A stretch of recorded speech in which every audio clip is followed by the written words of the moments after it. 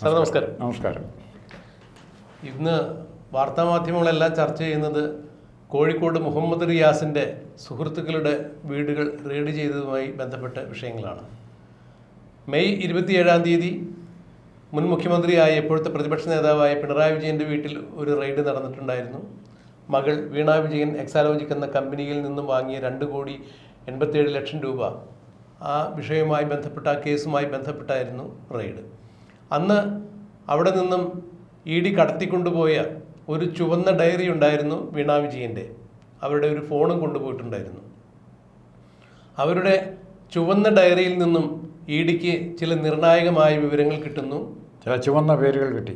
ചുവന്ന പേരുകൾ, അത് ചുവന്ന മഷിയിലാണോ അടയാളപ്പെടുത്തിയതെന്ന് മാത്രം ഇനി അന്വേഷിച്ചാൽ മതി.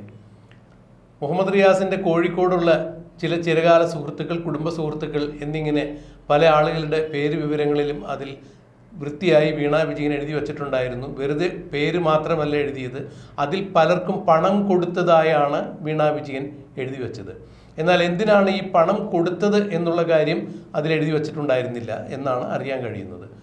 ED അന്വേഷിക്കുന്ന 2,87,00,000 രൂപ CMRൽ നിന്ന് വാങ്ങിയ ഈ പണം വീണ വിജയൻ ആർക്കൊക്കെ കൊടുത്തു, എവിടെയൊക്കെയാണ് വിനിയോഗിക്കപ്പെട്ടത് എന്നുള്ള അന്വേഷണത്തിൻ്റെ ഭാഗമായി തന്നെയാണ് കോഴിക്കോട് ഇന്ന ആളുകൾക്ക് പണം കൊടുത്തിട്ടുണ്ട് എന്നുള്ള വിവരം കിട്ടുകയും ആ വിവരത്തിൻ്റെ അടിസ്ഥാനത്തിൽ അവിടെ പലയിടങ്ങളിലും റെയ്ഡ് നടന്നു. ആദ്യം 4 ഇടങ്ങളിൽ റെയ്ഡ് നടന്നു, പിന്നീട് 8ആയി, പിന്നെ നമ്മൾ 9 കേട്ടു. ഇപ്പോൾ അവസാനം വരുന്ന വാർത്ത കണക്കിലെടുക്കുമ്പോൾ ഏതാണ്ട് 18ഓളം ഇടങ്ങളിൽ റെയ്ഡ് നടന്നു എന്നാണ് മനസ്സിലാക്കാൻ കഴിയുന്നത്. തീർന്നിട്ടില്ല. ഇതിൽ ഒരു CPM പ്രവർത്തകൻ്റെ വീട്ടിൽ മാത്രമാണ് റെയ്ഡ് നടന്നിരിക്കുന്നത്. നിഖിൽ എന്ന് പറയുന്ന ഒരാളുടെ വീട് മാത്രമാണ് അതിൽ CPM പ്രവർത്തകനായിട്ടുള്ള ആൾ. DYFI അവിടെ കോഴിക്കോട് ജില്ലാ സെക്രട്ടറി മെമ്പർ കൂടിയാണ് അദ്ദേഹം. അപ്പോൾ അല്ലാതെ മറ്റുള്ള ആളുകളെല്ലാവരും മുഹമ്മദ് റിയാസിൻ്റെ ചിരകാല സുഹൃത്തുക്കളും കോളേജിൽ പഠിക്കുമ്പോഴുള്ള ആളുകളും കുടുംബ സുഹൃത്തുക്കളും ഒക്കെ തന്നെയാണ്. അപ്പോൾ ഇവർക്ക് വീണ വിജയൻ പണം കൊടുത്തിട്ടുണ്ട്. ലേക്കർ ഇന്ത്യ എന്നൊരു കമ്പനി കൂടി വീണ വിജയൻ്റെ പേരിലുണ്ട്. അതും ഷെൽ കമ്പനി തന്നെയാണ് എന്നുള്ളത് കാണാൻ പറ്റുന്നില്ല. അതെ, അറിയാൻ പറ്റുന്നുള്ളതും അവിടെ അഡ്രസ്സ് തപ്പിച്ചെല്ലുമ്പോൾ അഡ്രസ്സ് പ്രകാരമുള്ള കമ്പനി കാണുന്നില്ല. ഇത്തരം റെയ്ഡുകൾ നടക്കുമ്പോൾ ED രാഷ്ട്രീയ പ്രേരിതമായി CPMനെ തകർക്കാൻ ശ്രമിക്കുന്നു എന്നാണ് MP ഗോവിന്ദൻ പറഞ്ഞിരിക്കുന്നത്. ഈ മുഹമ്മദ് റിയാസിൻ്റെ സുഹൃത്തുക്കളുടെ വീടുകളിൽ റെയ്ഡ് നടക്കുമ്പോൾ അതിൽ ഒരു CPMകാരൻ മാത്രമേ ഉള്ളൂ. ബാക്കിയുള്ളവരെല്ലാവരും തന്നെ ഈ മുഹമ്മദ് റിയാസിൻ്റെ സുഹൃത്തുക്കളാണ്, രാഷ്ട്രീയ ബന്ധമല്ല. അങ്ങനെയെങ്കിൽ അവരുടെ വീടുകൾ റെയ്ഡ് ചെയ്യുമ്പോൾ MP ഗോവിന്ദൻ എന്താണ് ഇത് രാഷ്ട്രീയ പ്രേരിതമായി നടക്കുന്ന റെയ്ഡാണ് എന്ന് പറയുന്നത്? കേരളത്തിലെ PD സതീശൻ സർക്കാർ അവരുടെ ഒത്താശയോടുകൂടി കേന്ദ്ര സർക്കാരിൻ്റെ ED അന്വേഷണ സംഘം CPMനെ തകർക്കാൻ വേണ്ടി മുഹമ്മദ് റിയാസിൻ്റെ സുഹൃത്തുക്കളുടെ വീട് റെയ്ഡ് ചെയ്യുന്നു എന്നുള്ള MP ഗോവിന്ദൻ്റെ ബാലിശമായ പ്രസ്താവനയെ കേരളം എങ്ങനെ നോക്കിക്കാണും എന്നുള്ളതറിയില്ല. മുഹമ്മദ് റിയാസിലേക്ക് ED ചെല്ലും എന്നുള്ളത് ക്രൈം ഓൺലൈൻ തന്നെ നേരത്തെ പറഞ്ഞിട്ടുണ്ടായിരുന്നു. മാസപ്പടിയുമായി ബന്ധപ്പെട്ട കേസിൽ വീണ വിജയൻ്റെ ഭർത്താവ് എന്ന രീതിയിൽ മുഹമ്മദ് റിയാസിലേക്ക് ED ചെല്ലും എന്നുള്ളത് നമ്മൾ നേരത്തെ റിപ്പോർട്ട് ചെയ്തിട്ടുണ്ടായിരുന്നു. എന്നാൽ ഇതിനൊക്കെ അപ്പുറത്തേക്ക് കളി മാറുന്നു. മുഹമ്മദ് റിയാസിൻ്റെ ബിനാമികളാണ് ഇവരിൽ പലരും എന്ന രീതിയിലാണ് അന്വേഷണം പുരോഗമിക്കുന്നത് എന്നുള്ളതാണ് അറിയാൻ സാധിക്കുന്നത്. ED ഉദ്യോഗസ്ഥരെ 27-ാം തീയതി തെരുവിൽ കൈകാര്യം ചെയ്തതിൻ്റെ അത്രയും രൂക്ഷതയോടു കൂടിയല്ല CPM ഇപ്പോൾ ഈ പ്രതിഷേധങ്ങൾ ഈ കേസുമായി അല്ലെങ്കിൽ ഇന്നലത്തെ റെയ്ഡുമായി പ്രതികരിക്കുമ്പോൾ ഉണ്ടാക്കിയിട്ടുള്ളത് എന്ന് മനസ്സിലാക്കാൻ കഴിയും. എങ്കിലും അവർ പ്രതികരിക്കുന്നു, പ്രതിഷേധിക്കുന്നു. കേന്ദ്ര സേനയെ അല്ലെങ്കിൽ കേന്ദ്ര അന്വേഷണ ഏജൻസി ഉപയോഗിച്ചുകൊണ്ട് CPMനെ തകർക്കാൻ വേണ്ടി റെയ്ഡ് നടത്തുന്നു. എങ്ങനെയാണ് രാജ്മോഹൻ സാർ ഇതിനെ നോക്കിക്കാണുന്നത്? ഞാൻ അതിൽ താങ്കൾ ഗോവിന്ദ മാസ്റ്ററെ പറ്റി പറഞ്ഞതിനോട് ഞാൻ പൂർണ്ണമായിട്ടും വിയോജിക്കുകയാണ്. പിണറായി വിജയന് മനസ്സിലാകാത്തൊരു കമ്മ്യൂണിസ്റ്റ് നേതാവ് ഉണ്ടെങ്കിൽ അത് ഗോവിന്ദ മാസ്റ്ററാണ്. ഗോവിന്ദ മാസ്റ്ററിൻ്റെ പറച്ചിലും പ്രവൃത്തിയും കഴിഞ്ഞ ഒരു 1-2 വർഷം ഞാൻ അതിലൊന്ന് ഇടപെട്ട് പറയുകയാണ്, അബദ്ധായം ക്ഷമിക്കുക. പിണറായി വിജയന് മാത്രമല്ല ഗോവിന്ദൻ മാഷിനെ മനസ്സിലാവാത്തത്, കേരളത്തിലെ യഥാർത്ഥ കമ്മ്യൂണിസ്റ്റ് വിശ്വാസികൾക്കും ഗോവിന്ദൻ മാഷിനെ മനസ്സിലാക്കാൻ പറ്റാത്ത അവസ്ഥയിൽ നിൽക്കുന്നതാണ്. അപ്പോൾ ഗോവിന്ദ മാസ്റ്റർക്ക് പല ചർച്ചകളിൽ നമ്മൾ പറഞ്ഞിട്ടുണ്ട്, ഏത് സംഘടനയിലാണെങ്കിലും ഒന്നാമൻ്റെ താഴെയുള്ള രണ്ടാമനെ ഒന്നാമനൊന്ന് സൂക്ഷിച്ചോളണം. അങ്ങനെ സൂക്ഷിക്കേണ്ട ഒരാളായിട്ടാണ് എനിക്ക് ഗോവിന്ദനെ പറ്റി തോന്നുന്നത്. ഗോവിന്ദൻ്റെ ഇപ്പോൾ ED വന്നപ്പോൾ വീണയുടെ വീട് റെയ്ഡ് ചെയ്യാൻ വന്നപ്പോൾ ഉള്ള പ്രതികരണം രാഷ്ട്രീയ ഉദ്ദേശം. ഇപ്പോൾ അതിനെപ്പറ്റി മിണ്ടുന്നില്ല. പിന്നെ വീണ്ടും 2 പ്രാവശ്യം ED ചോദ്യം ചെയ്യുകയും റെയ്ഡ് ചെയ്യുകയും ചെയ്തിട്ടുണ്ട്. അപ്പോൾ യാതൊരു ചോദ്യമില്ല. ഗോവിന്ദനെ ഇപ്പോൾ പരാതി നടത്തി വീണയെ രാഷ്ട്രീയ ഉദ്ദേശം എന്നുള്ള മാറ്റിയിട്ട് റിയാസിൻ്റെ സുഹൃത്തുക്കളെ ചോദ്യം ചെയ്ത് റെയ്ഡ് ചെയ്ത് രാഷ്ട്രീയ വിരോധമാക്കി കൊണ്ടുവരികയാണ്. അപ്പോൾ ഈ വിഷയം വീണയുടെയും റിയാസിൻ്റെയും ഈ വിഷയം സജീവമായി നിലനിർത്തുക എന്ന് ആഗ്രഹിക്കുന്ന, അത് പാർട്ടി എന്ന് പറഞ്ഞാൽ പിണറായി വിജയനുമായി ബന്ധമുണ്ട് എന്നുള്ള ആ ധാരണ നിലനിർത്താൻ സഹായിക്കുന്ന പ്രസ്താവനകളാണ് അതിൽ നിന്ന് വരുന്നത്. ഗോവിന്ദൻ ആത്യന്തികമായി പിണറായി വിജയനും ഇവരെല്ലാം കുറ്റക്കാരാണെന്ന് കാണുമ്പോൾ ഗോവിന്ദൻ കൈ എഴുതും. ഞാൻ എൻ്റെ അറിവിൽപ്പെട്ടതല്ല, ഒരു യഥാർത്ഥ കമ്മ്യൂണിസ്റ്റുകാരനെ യോജിച്ചതല്ലാന്ന് പറയും. ഇ ഡിയുടെ അന്വേഷണം പോലെ തന്നെ പിണറായി വിജയനും വീണ വിജയനും അതുപോലെ മുഹമ്മദ് റിയാസിനൊക്കെ ഇതിൽ പങ്കുണ്ട് എന്നുണ്ടെങ്കിൽ തീർച്ചയായും അവരെ ഈ വിഷയവുമായി ബന്ധപ്പെട്ട് അങ്ങേയറ്റം തുറന്നു കാണിക്കുക എന്നുള്ളൊരു ഉദ്ദേശത്തോടു കൂടി തന്നെയാണോ ഗോവിന്ദൻ ഈ ചർച്ച സജീവമായിട്ട് നടത്തണം. അതെ, അത് കെട്ടുപോകരുത്, ചർച്ച സജീവമായിട്ട് നടത്തണം. അപ്പോൾ അതിന് ഏത് സമയത്ത് ഇതുപോലെ എന്നാ കനൽ ആളിക്കത്തിക്കണം, ഊതണം എന്നല്ല, ഊതുമ്പോഴേ ആളിക്കത്തുള്ളൂ.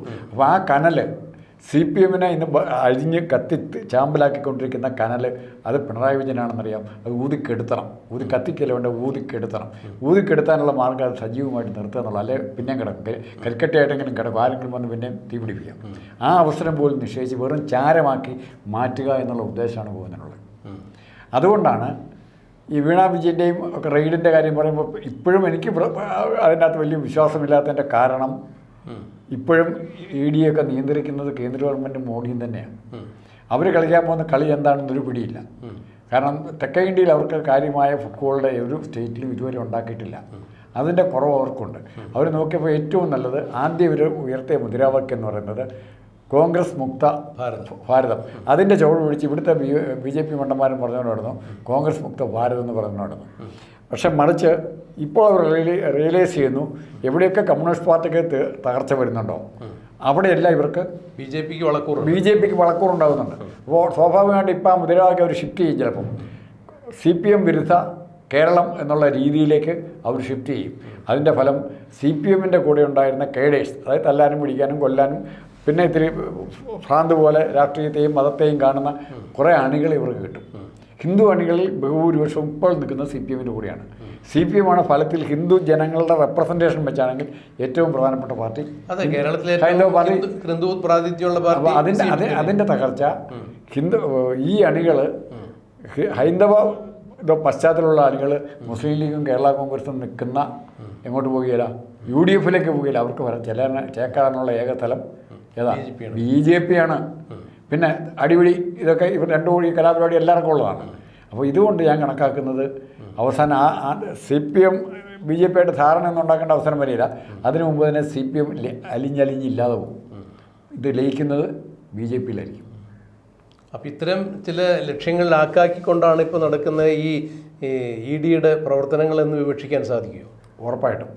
അപ്പോൾ MP ഗോവിന്ദനും പിണറായി വിജയനും പറയുന്ന തരത്തിൽ രാഷ്ട്രീയ പ്രേരിതമായി നടത്തുന്ന ഒരു അന്വേഷണം എന്ന് പറയുമ്പോൾ അത് ഇവരുടെ നേതാക്കന്മാരെ തീർക്കുക എന്നുള്ളതല്ല, അതിനപ്പുറത്തേക്ക് CPM എന്ന പ്രസ്ഥാനത്തിൽ തന്നെ ഇല്ലാതാക്കുന്നതിനായി തന്നെയാണ് ഇങ്ങനെയൊരു റെയ്ഡ് നടക്കുന്നത് എന്ന് വേണം മനസ്സിലാക്കാൻ. തീർച്ചയായും ഉറപ്പായിട്ടും ആ അർത്ഥത്തിൽ തന്നെ. അല്ലെങ്കിൽ പണ്ട് ശിക്ഷിക്കേണ്ട കേസുകൾ കഴിഞ്ഞില്ല, എത്ര നാളായി തുടങ്ങിയിട്ട്. മാത്രമല്ല ഇപ്പോൾ ഈ വീണ വിജയനെ സംബന്ധിച്ചിടത്തോളം വീണ വിജയനെ പ്രതിക്കൂട്ടിലാക്കാൻ തക്ക രീതിയിലുള്ള പല തെളിവുകളും ED-യുടെ കയ്യിലുണ്ട്. പലപ്പോഴും നമ്മൾ ഉൾപ്പെടെയുള്ള മിക്ക മാധ്യമങ്ങളും അത് റിപ്പോർട്ട് ചെയ്തിട്ടുണ്ട്. വീണയുടെ തിരുവനന്തപുരത്തുള്ള പിണറായി വിജയൻ്റെ വീട്ടിൽ നിന്ന് റെയ്ഡ് ചെയ്ത് കൊണ്ടുപോകുമ്പോഴാണ് അവരുടെ ഫോൺ കസ്റ്റഡിയിൽ എടുത്തിട്ടുണ്ടായിരുന്നു.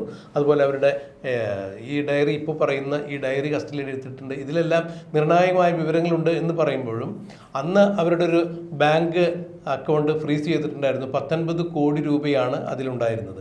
ഈ 19 കോടി രൂപയുടെ സോഴ്സ് ഓഫ് ഇൻകം എന്താണ് എന്നുള്ളത് തീർച്ചയായും ED അന്വേഷിക്കുന്നുണ്ടാകണം എന്ന് വേണം മനസ്സിലാക്കാൻ. അങ്ങനെയെങ്കിൽ ഈ പണം പ്രത്യേകിച്ച് വേറൊരു ജോലിയും ചെയ്യാത്ത വീണ വിജയൻ്റെ അക്കൗണ്ടിൽ എവിടെ നിന്ന് വന്നു എന്നുള്ള കാര്യങ്ങളെക്കുറിച്ച് അതെ.